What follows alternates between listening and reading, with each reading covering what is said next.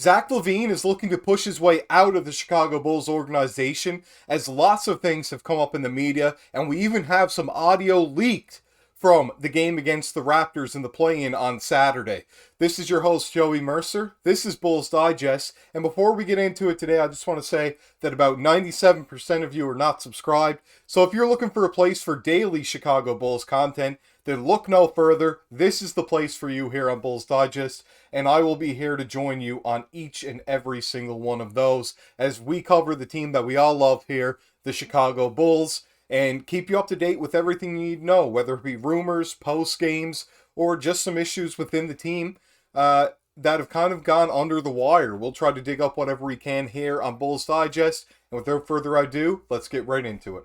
So the first thing we're going to talk about today is the LaVine audio that was leaked. This was leaked from the game against the Toronto Raptors, as I mentioned, in the play-in, where the Bulls are officially now eliminated, and so are the Raptors.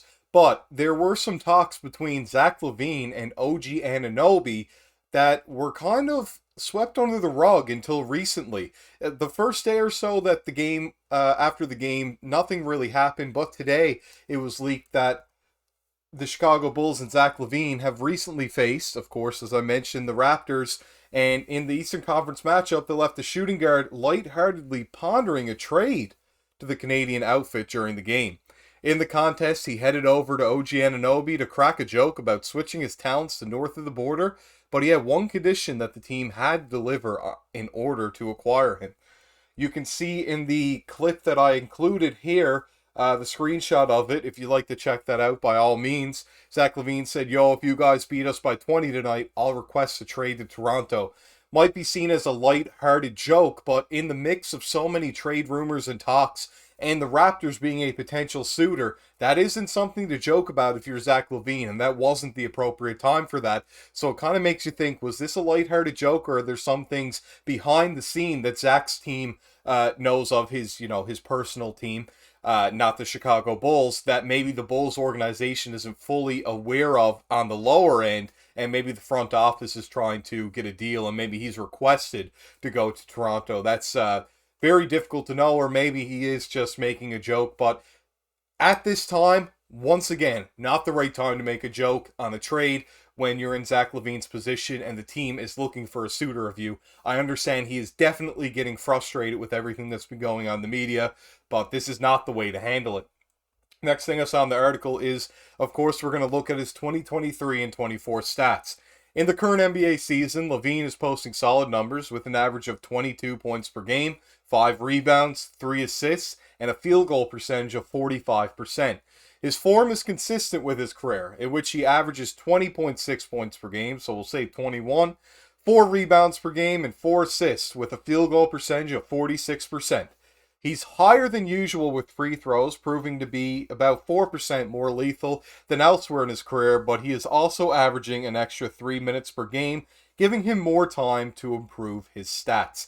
I like that they mentioned that because a lot of people will look at stats and not realize that they're playing more minutes or they're taking more shots, and then they'll just say that the total stats are better of the season, but when you look at it, maybe field goal percentage has dipped or other things like that. Everything needs to be taken into account, especially when you're talking about different things when it goes into like defense of Zach LaVine or any player.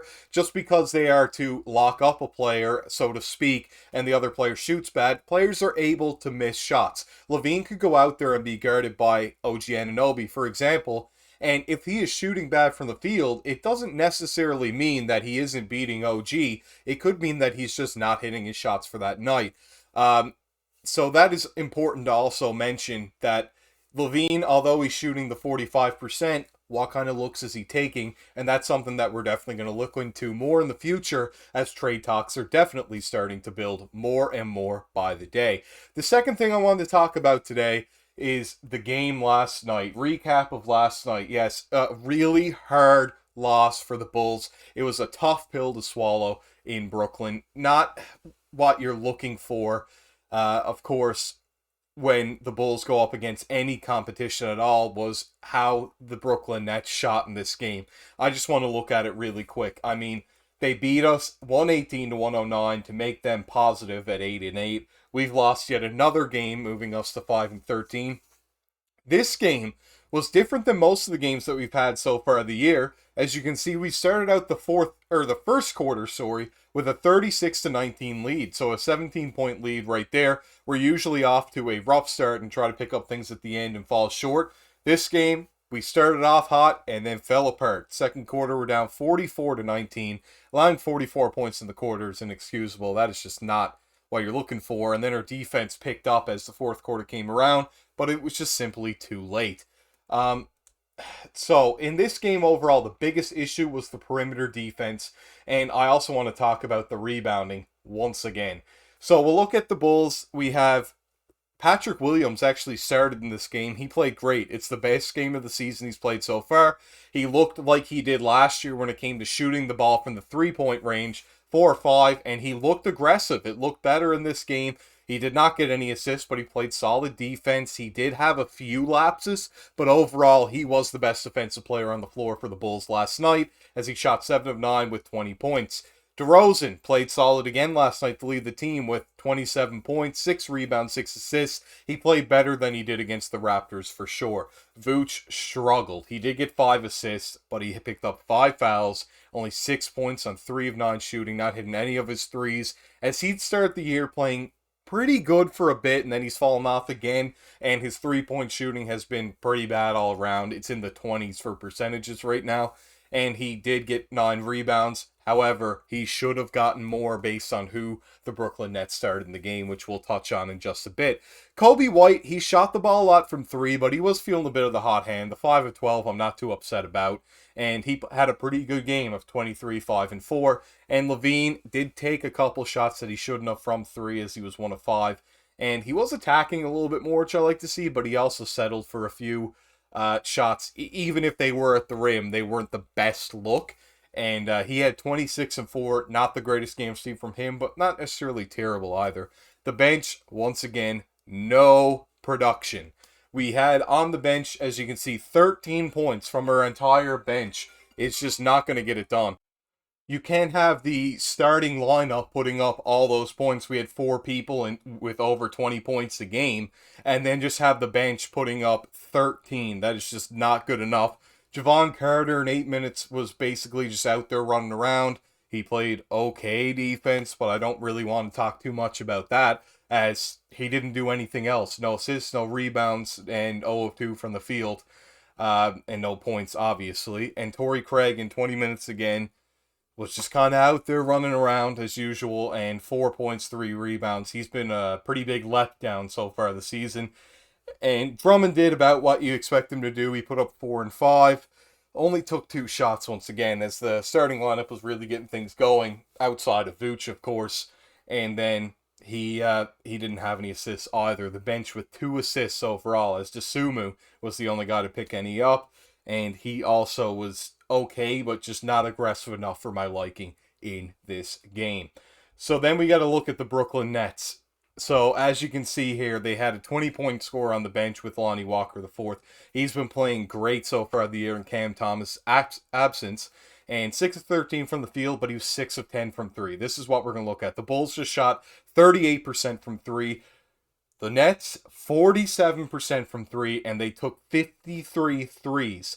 25 three-pointers is the most in Brooklyn Nets history at home. And it's the most that the Chicago Bulls have ever allowed is 25 made three-pointers. That is awful. This is why they ultimately won this game. Royce O'Neal shooting 6 of 10 from 3 should never happen. He had 20 and 9, one of the best games he's had of his career. Cam Johnson only played 22 minutes and put up 10 points, 2 of 5 from 3 once again. Mikal Bridges, 4 of 6 from 3. Dinwiddie, 3 of 9 from 3. He's the only one that struggled from 3, besides, of course, Davion Sharp, who just happened to shoot a 3. He doesn't usually shoot many at all, and was 0 of 2. And then Armani Brooks in 4 minutes shot 0 of 2 as well. Everybody else was getting it going. Trendon Watford at 1 of 2 from 3. Dorian Finney-Smith, 3 of 7's okay. And that's how they really won this game, was from the three-point line.